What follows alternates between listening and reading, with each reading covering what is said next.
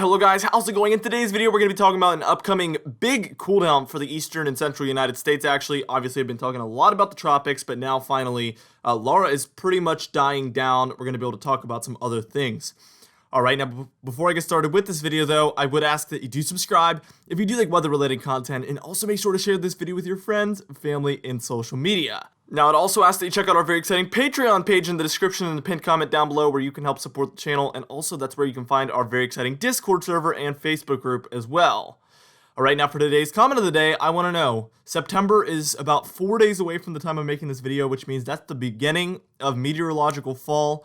How ready are you for the cooler weather to head in? I know I'm extremely ready, but I would like to know how you guys feel. Let me know in the comments down below, and I'll be picking one of those for tomorrow's video. Alright, now let's take a look at, this was August 4th, so a few days ago. You can see there was a lot of warm temperatures up there for the upper Midwest, the Great Lakes, Ohio Valley, and even the northeastern United States. And actually, we had some cooler than normal conditions down there for the deeper south regions.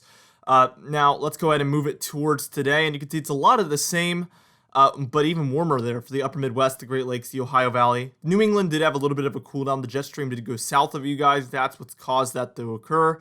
But we're about to see a big turnaround once we move on. So what we're going to do is we're going to move on, and we're going to start moving forward past today. First things first, we're going to move towards the 29th, the 30th, and we're just going to take it day by day until the end of the model run.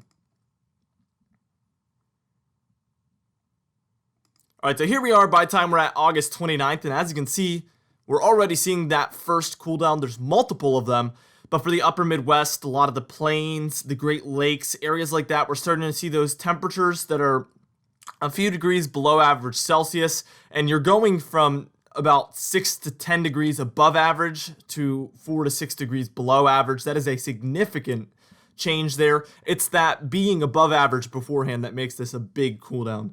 I talked about that in our last big cooldown video, but you can see that there is still some warmer than normal conditions holding on for the East Coast. That's a southeast ridge.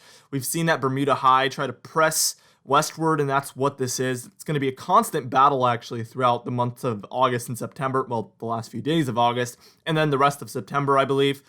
Let's go ahead and move it towards about August 30th, and you can see this cooldown really begins to take hold.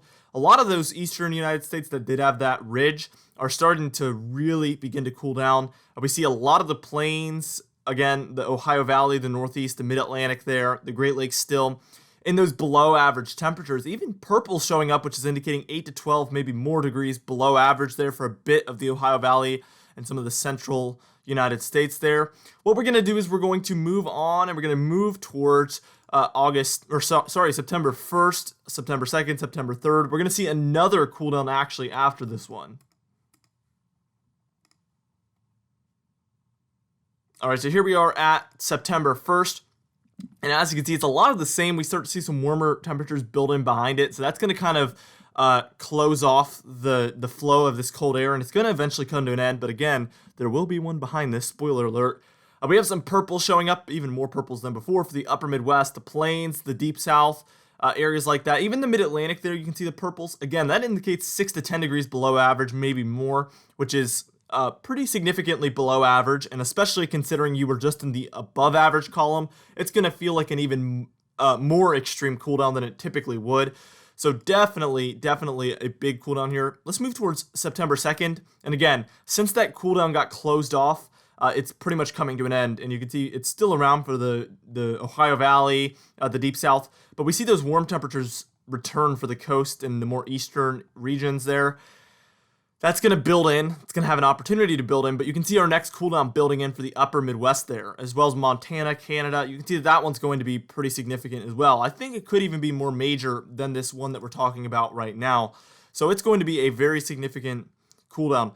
Keep in mind, you can see the western United States are in the far above average temperature column. That's a positive PNA, and that really encourages these big cooldowns for the central and eastern United States. So this is the first few days of our fall time, and we're seeing the central and eastern United States get some significant cooldowns. That could be a sign of things to come for our fall season this year. And again, if you're excited for the cooldown, if you're excited for the cold temperatures, like I asked you guys to put in the comments, then this is kind of your cooldown right there. You're getting it already for the first few days of September. What we're going to do is we're going to move on towards September 3rd, where we're going to see this significant cooldown move into the United States.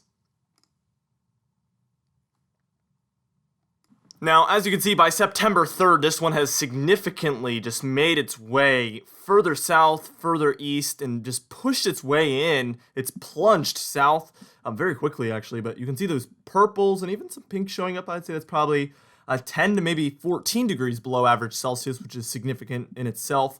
Upper Midwest, Ohio Valley, Great Lakes, even the plains there. I mean, this is going to be a pretty big cooldown, going to bring some late September, October temperatures, the temperatures that would be average for those months, obviously. So really, this is going to be quite significant. It's going to be an early start to the fall temperatures for you guys. Obviously, it's not going to be very long-lived. However, it could be quite pleasant if you've been dealing with a lot of heat lately. You can see that ridge is really holding on in the eastern United States. We're going to have to watch that closely. Let's take it to about September 4th. And as you can see, it reaches the northeastern United States, portions of the mid-Atlantic as well. But the southeast ridge really wants to hold on from this point forward. States like Mississippi, Alabama, Georgia, Florida, South Carolina, North Carolina, Tennessee, it's not wanting to give up. Even when that cooldown moves in, it's not able to really... it's not really able to take hold of those regions. The warm really wins. And then we can see by September 5th, that cooldown really starts to really come to an end. We see some cooler than normal conditions up there for portions of the Ohio Valley, the Great Lakes, as well as the northeastern United States. But really, I mean, nothing significant at that point, near normal, I would say. And then for our last frame here, until we take a look at the 5-day increments, you can see warm-up returns for September 6th. And there's maybe another cooldown behind it. So this is going to be a very flip-floppy pattern. Warm-up, cooldown, warm-up, cooldown. I think that's going to be the trend there, at least for the first week of September.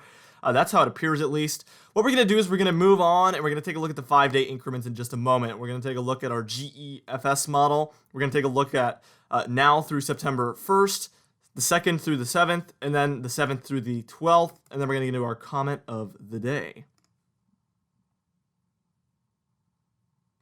Now, here is our first 5-day increment here. We can see from August 27th through September 1st, we are expecting some cooler than normal conditions up there for the Northwest, the upper Midwest, as well as the northeastern United States, with really some warmer than normal conditions, especially for the South Central and Southwestern United States. And then also for the Southeastern United States, there is some warmer than normal conditions around. So you can see this is a very north to south pattern. This is a lot of what I expect actually this winter, so it's interesting this is kind of showing up like this. I think this winter is going to be very dictated by north to south. The north will be colder than what is typical, and the south will be warmer than what is typical, and really that's going to make it even more extreme, the temperature difference from north to south.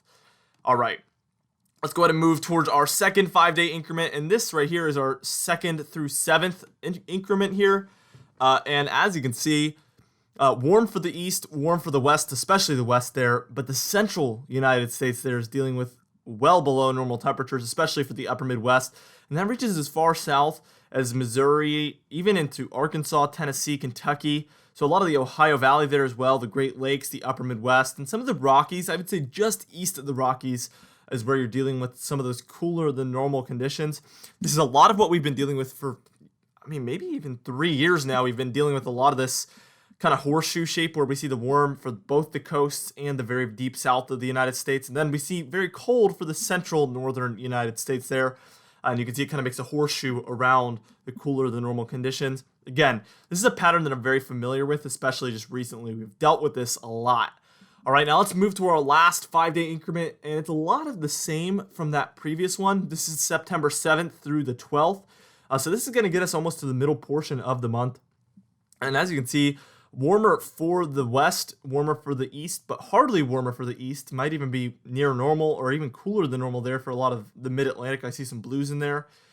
But again, the central United States, so for Oklahoma, Arkansas, northward, there through the upper Midwest, the Rockies, the Great Lakes, and the Ohio Valley, all colder than normal there. And I think even as a sneak peek for my September forecasts, I might look a lot like this, honestly. With how the models are lining up, it looks like the west is going to have some warmth, the east is going to have some warmth, and then the central United States seems to be where the coldest compared to normal temperatures are going to be located. Very, very interesting stuff here, but well below normal temperatures the further up north you go. Seems like there's going to be frequent cooldowns here for this region. Going to be very interesting to see how that plays out. Again, our September forecast will be out in less than a week. Very excited to present that to you guys.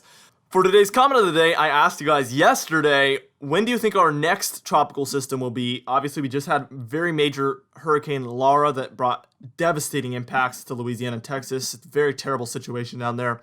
But I asked you guys, when do you think the next one will be? And this person, who I'm not going to attempt to say your name, said, there's a disturbance that just came off of Africa with a 20% chance of development in the next 5 days. I think that will be Nana. Very interesting take. I'm not quite sure if I think that one will develop or not yet. There will be videos on it coming soon. So we'll have to wait and see. But interesting comment there. And then for today's patron highlight of the day, I thank you all for supporting the channel, but especially our diamond patrons, Madbirds and Mark J, alongside our platinum patron, Donna Carnes. I thank you all for supporting the channel. Anyway, guys, thank you so much for watching this video. Again, be sure to share it with your friends, family, and social media. I will see you guys in the next video.